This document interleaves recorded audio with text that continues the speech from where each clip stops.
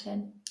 So a holistic approach is where you stop looking at channels in complete silo, actually look at them in a much more joined up approach to ultimately reap the benefits and look at performance at a much more top level point of view, because we're all working towards a joint goal ultimately.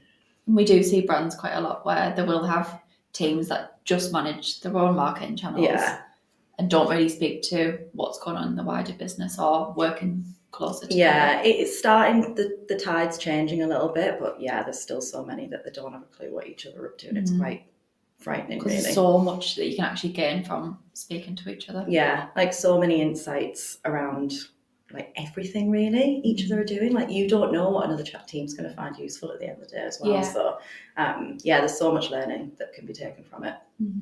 How does a holistic approach to paid marketing specifically work versus traditional channel management? So traditional, very much like stay in their own lane. They're quite, for me, in my experience, I find that they can get quite suffocated by their own goals a lot of the time as well. And like we mentioned before, like just not a lot of communication. Where holistic, you really like get together and have a big discussion around growth and development and where are we going, rather than just being stuck in your little area. Yeah, and we found it obviously over the years, just seeing especially performance marketing channels. So like you said, setting their ways on, you need to achieve this because we know we can achieve a certain return on ad spend or a certain amount of revenue, but it can actually like hold you back from what's possible in those certain channels. Like so many opportunities can be missed because people are being like constricted to, I need to make this much money back. But the reality is that how people see the world now? Do they see an ad and immediately purchase? Not necessarily anymore. Yeah. What are the key benefits to a holistic approach? The main one that like the user will see is like brand consistency. Like, and a lot of brands, that's so important to their tone of voice. It's sort of like so much effort and time goes into that. So for us to make sure that that's consistent is really, really important and key.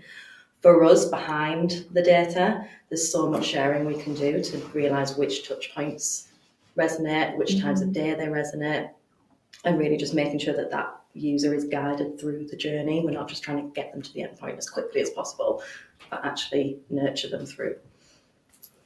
Yeah, and I think one of the ones that I've definitely seen the last few years is coming from one, obviously, marketing channel, my background being PPC, having that set budget in place and you've got to hit that. But a lot of the time you'll either be crying out for extra budget or not actually needing to spend as much. Whereas, and quite a lot of brands, once you've gone past that of you could have spent this in a month and you didn't, it won't get redistributed later in the year. Yeah. Whereas if you do have a holistic sort of approach to it, it is being flexible on, we don't think we're going to spend it or we don't need to. Would another marketing channel right in this moment in the month be able to benefit from it? Yeah, and if you don't have that open line of communication and build those relationships between the managers of those channels, people can become quite protective of their budget and they stop thinking about the bigger picture as well. Yeah. And I think another key benefit sort of tying into that on just sharing budgets more fluidly between the different marketing channels, but having an overarching objective as well as part of that. Yeah. So you aren't just setting your ways on, I manage this marketing channel and I need to achieve X, and not seeing the bigger picture of what that's delivering for a business. Whereas having that overarching objective across marketing channels, just working more collectively, I think. Yeah, and I think like new features like GA4 coming in from a data-driven attribution will really help with that, because we know that certain channels drive traffic better than they drive revenue, and others drive revenue better than they drive awareness. And it's just making sure that we're all linked up to that one goal and that one objective. What needs setting up in order to deliver a holistic strategy to paid? The first thing is find an agency who are super organised. Communication's super key. So we make sure that we've got like status sheets where it's completely transparent what everyone's working on, all the notes are in one place, all the objectives are in one place, the budgets are tracked on a daily basis, so we can have those internal huddles. Usually we have those at least weekly. What are you seeing? Like, how can I utilize that to drive the performance even better.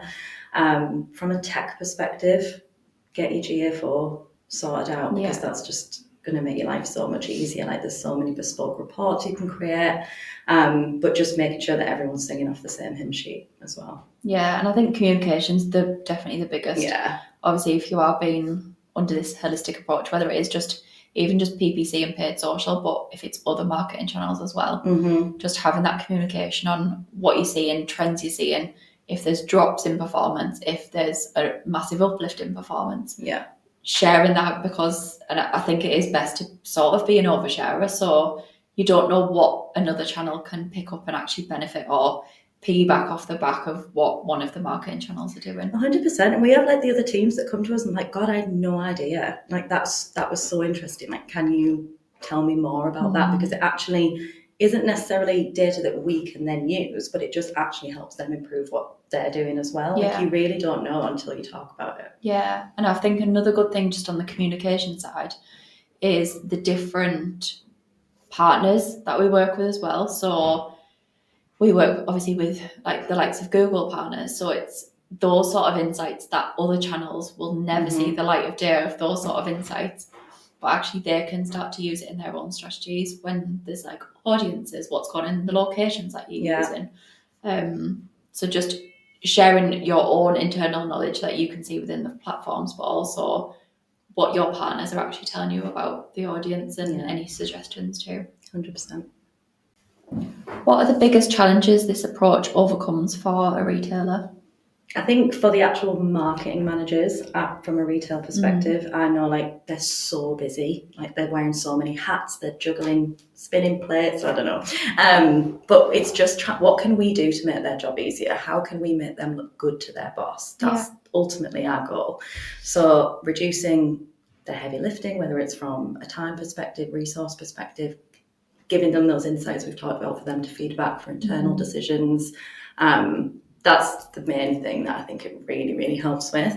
But generally, it just, like we said, stops different channels just working completely in silo, where growth will stagnate if you continue to do that, because you're not looking at the big picture of where the brand is going. Like paid social, for example, if you just go after revenue, you're not going to tap into so many new customers, because also not that many people will stop and buy straight away on paid social. It needs to feed into the bigger journey, and every channel has their own like pros and cons, and it's just finding what works the best. Yeah, and I think one of the ones I've noticed is you've got individuals working on every individual marketing channel, but have their own way of saying things in adverts, in content on the site, the way they work with affiliates and how to come across.